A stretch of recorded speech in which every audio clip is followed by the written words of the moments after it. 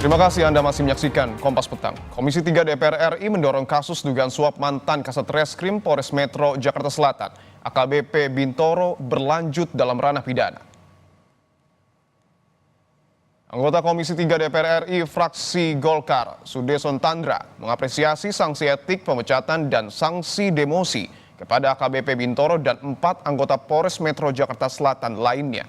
Namun Komisi 3 DPR mendorong agar proses pidana terhadap AKBP Bintoro berlanjut karena bukti terkait penyuapan AKBP Bintoro dinilai sudah cukup kuat.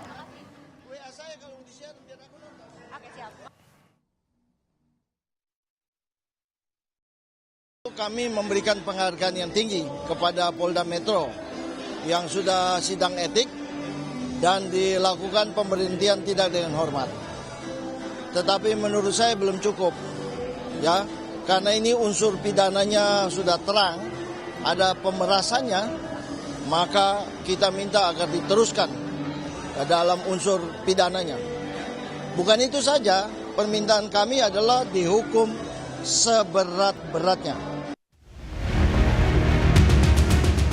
Sidang Komisi Kode Etik Polri memutuskan mantan Kasat Reskrim Polres Metro Jakarta Selatan, AKBP Bintoro, diberhentikan tidak dengan hormat atas kasus dugaan penyuapan yang ia terima dari Arief Nugroho dan Muhammad Bayu Hartoyo. Dalam sidang etik, polisi menghadirkan saksi non-anggota Polri yang diduga menyerahkan sejumlah uang kepada AKBP Bintoro CS terkait penanganan sebuah kasus reskrim Polres Metro Jakarta Selatan. Tak hanya saksi kepada AKBP Bintoro, sidang etik juga menjatuhkan sanksi kepada 4 anggota Polri yang bertugas di Metro Jakarta Selatan lainnya. Tambah satu lagi yang sudah diputuskan yaitu AKBP B, ya, PTDH dia. Dari yang 3 yang sudah diputuskan, AKBP GG sama Ibda ND itu demosi 8 tahun, terus patsus 20 hari, ya, demosi dengan tidak boleh ditaruh di tempat penegakan hukum, serse. Nah, itu yang 2, yang 1 yang AKP Z, PTDH. Hasil sidang etik kasus suap AKBP Bintoro CS memutuskan pemecatan kepada mantan Kasat Reskrim Polres Metro Jakarta Selatan AKBP Bintoro, ex-Kanit Resmob Satreskrim Polres Metro Jakarta Selatan Ahmad Zakaria, dan ex-Kanit PPA Satreskrim Polres Metro Jakarta Selatan Mariana. Sementara AKBP Gogo Galesung dan Ibda Novian Dimas dijatuhi sanksi demosi selama 8 tahun serta diperintahkan untuk tidak lagi berdinas di Satuan Reserse. Komisioner Kompolnas yang hadir dalam sidang bilang, agenda sidang diawali dengan pembacaan persangkaan untuk AKBP B dan AKBP GG. Sidang digelar di 2 tempat berbeda dan majelis yang berbeda. Sementara untuk 3 polisi lain juga akan menjalani sidang etik di waktu yang berbeda. Komisioner Komisi Kepolisian Nasional Muhammad Khairul Anam bilang proses pidana kasus suap yang melibatkan AKBP Bintoro CS akan langsung diselidiki polisi usai ex-Kasat Reskrim Polres Metro Jakarta Selatan mendapat putusan pecat dalam sidang etik. Ya, ada LP yang jalan untuk pidana. Dan itu penting bagi kita semua untuk tahu struktur peristiwanya kayak apa. Ya, penting juga bagi siapapun yang dirugikan untuk mendapatkan keadilan. Dan kami mendapatkan informasi tadi LP-nya juga jalan dan kami mendorong polisi untuk juga segera LP ini jalannya cepat. AKBP Bintoro disebut menerima sejumlah uang dari keluarga Arief Nugroho dengan perjanjian menghentikan kasus pembunuhan dan pemerkosaan. Saat ini, laporan polisi terkait penyuapan AKBP Bintoro sudah masuk ke Polda Metro Jaya dan diproses. Kompolnas mendorong Polda Metro Jaya memproses laporan ini dengan cepat karena sejumlah kesaksian sudah diberikan dalam sidang kode etik sehingga bisa masuk dalam ranah pidana. Tim Liputan, Kompas TV. DPR dan Kompolnas mendesak agar setelah sanksi etik dijatuhkan kepada mantan Kasat Reskrim Polres Metro Jakarta Selatan, AKBP Bintoro juga diperiksa terkait unsur pidana dalam kasus penyuapan, kasus pembunuhan dan pemerkosaan yang ia tangani. Kita bahas terkait dengan hal ini bersama dengan Komisioner Kompolnas, ada Pak Yusuf Warsim, dan anggota Komisi 3 DPR RI ada Bung Nasir Jamil. Bapak-bapak selamat petang. Selamat petang. Saya ingin ke Pak Yusuf dulu. Pak Yusuf, sanksi etik pemecatan sudah dijatuhkan, Pak. Bagaimana dengan pemeriksaan pidana dan laporan polisi di Polda Metro Jaya untuk kasus ini?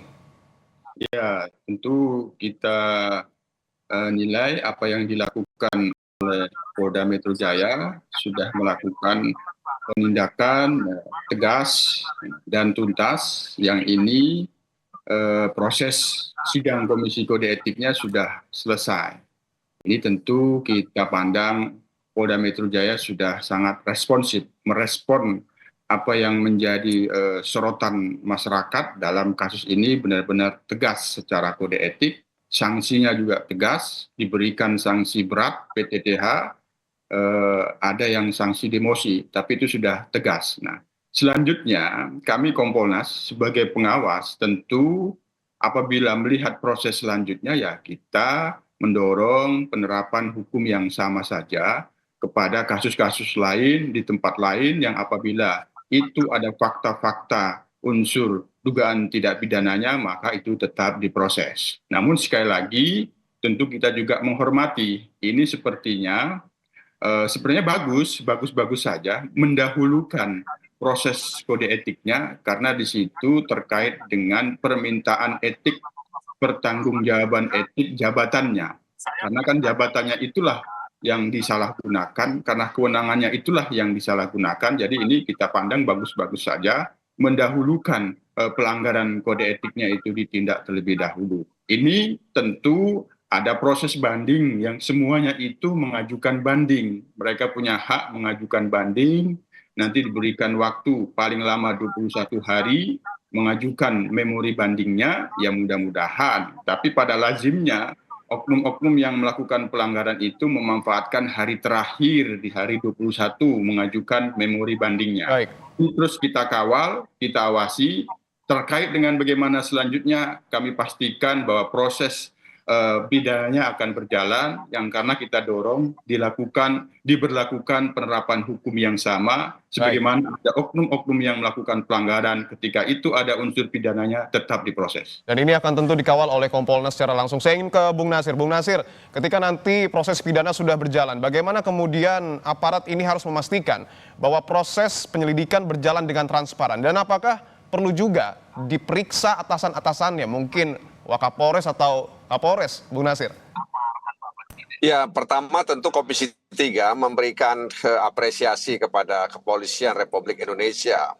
Dalam hal ini Kepolisian Daerah Metro Jakarta atau Metro Jaya, ya, yang telah berusaha untuk membersihkan organisasi Polri dari oknum-oknum yang mencederai integritas dan citra Kepolisian Republik Indonesia.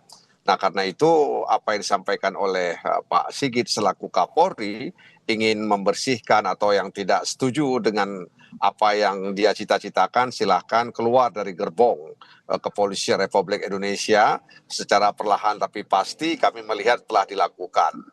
Yang selanjutnya kita sadar bahwa sidang etik itu kan dalam rangka untuk mengadili adanya abuse of authority. Jadi ada semacam penyimpangan dalam kewenangan yang dimiliki karena jabatannya dia memiliki kewenangan. Akhirnya putusannya sangat berat, ya, artinya diberhentikan secara tidak hormat. Nah, harapan kita ya semuanya agar ini juga didorong ke ranah pidana. Apakah ini pemerasan atau semacam penyuapan? Ya, sehingga kemudian nanti kan akan jelas di persidangan apakah nanti akan merembet ke atas, ya, bahwa ini juga diterima, misalnya dana ini diterima atau uang ini diterima oleh oknum-oknum tertentu, ya, baik level menengah maupun di level atas. Jadi saya pikir kepolisian tentu tidak akan menahan-nahan, pasti akan dilakukan upaya ke ranah pidana. Dan ini adalah bahagian penegakan hukum yang objektif, bertanggung jawab, dan transparansi. Baik, artinya DPR juga mendorong agar kasus yang menimpa AKBP Bintoro ini juga dilanjutkan ke ranah Ya, pidana. Saya ingin ke Pak Yusuf kita lagi. akan dorong sekuat-kuatnya ini. Oke, saya ingin ke Pak Yusuf lagi, Bung Nasir. Ketika tadi sudah ditegaskan bahwa nampaknya ranah pidana ini akan kemudian dijalankan terkait dengan kasus AKBP Bintoro. Apakah ketika terbukti AKBP Bintoro dan juga sejumlah aparat lainnya melakukan pemerasan, artinya ini akan diberi sanksi lebih berat atau bagaimana, Pak Yusuf? Ya, nanti kan unsurnya, kalau penyelenggara negara, ya ketika menerima sesuatu itu kan jatuhnya pada gratifikasi atau penyuapan. Nah, karena ini juga melibatkan dan dilakukan oleh yang bukan penyelenggara negara, tapi itu diperantarai oleh kuasa hukum yang awal. Jadi perbuatan dugaan pemerasannya tidak tertutup, ada, tapi karena ini kaitannya dengan anggota oknum kepolisian ini adalah penyelenggara negara, tentu lebih tepat nanti itu jatuhnya pada penyuapan, dugaan tidak pidana korupsi. Itu yang nanti yang akan dilakukan penyelidikan, dan bagaimana ancaman pidananya ya tergantung pada unsur delik pidana yang akan disangkakan nanti. Hanya yang pasti proses ini kita kawal agar benar-benar dilakukan, dan melaksanakan penyelidikan, dan nantinya penyidikannya ya kita awasi profesional, transparan, akuntabel, dan tidak ada yang ditutup-tutupi. Semua pihak-pihak yang terkait, baik itu yang oknum kepolisian maupun tidak, apabila memang bukti-bukti pidananya cukup terang, itu semuanya harus ditindak. Oke, tentu proses hukum ini harus didasari dengan alat bukti. Saya ingin ke Bung Nasir lagi. Bung Nasir, tadi Anda menyebutkan bahwa DPR mendesak agar AKBP Bintoro ini masuk ke ranah pidana. Tadi juga saya sempat menanyakan, apakah artinya atasan-atasan dari AKBP Bintoro ini perlu diperiksa juga, misalnya seperti Wakapolres dan juga Kapolres? Ya, begini. Jadi dia punya kewenangan karena jabatannya, dia memiliki authority, sehingga kemudian dia tergoda untuk menyelewengkan kewenangan yang dia miliki. Oleh karena itu, patut diduga bahwa dia tidak sendiri melakukan itu, ya, sebab dia punya atasan. Nah, pertanyaannya apakah dia bekerja sama dengan atasannya waktu itu, atau memang dia berjalan sendiri untuk menyelewengkan jabatan atau kewenangan yang dia miliki itu. Tapi saya tidak yakin kalau kemudian dia hanya bekerja sendiri, ya, sebab dia punya atasan, kan pasti dia akan melaporkan setiap case, ya, yang ditangani oleh kepolisian kepada pimpinan, sehingga dari situ nanti akan diputuskan apakah kemudian case ini ditindaklanjuti atau tidak. Nah, dalam kasus yang ditangani oleh oknum B tersebut, ya, kita tahu bahwa ternyata ada unsur, ya, bahwa dia menerima uang sebagai penyelenggara negara. Baik. Dalam hal ini aparat kepolisian. Baik, kita tunggu bagaimana kemudian nanti proses hukum yang kemudian akan berjalan dan seberapa berani polisi mengungkap kasus yang kemudian menjerat di internalnya. Terima kasih anggota Komisi 3 DPR RI Bung Nasir Jamil, dan juga ada Komisioner Kompolnas Pak Yusuf Warsim. Terima kasih Bapak-Bapak.